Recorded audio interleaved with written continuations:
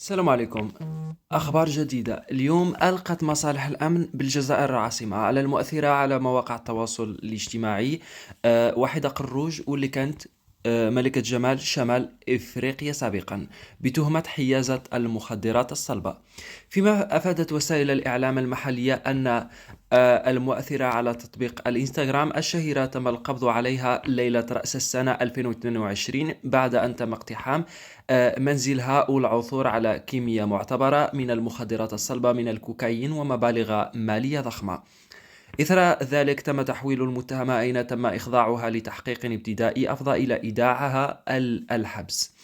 ومن جهة أخرى أوضحت نفس المصادر بأن زوجها المتهم الذي كان خارج المنزل لدى اقتحام مصالح الأمن له يوجد في حالة فرار بعد أن علم بخبر اعتقال زوجته، كما أن شقيقه وحيد قروج يتواجد في السجن بعد إدانته أيضا سابقا في قضية مخدرات.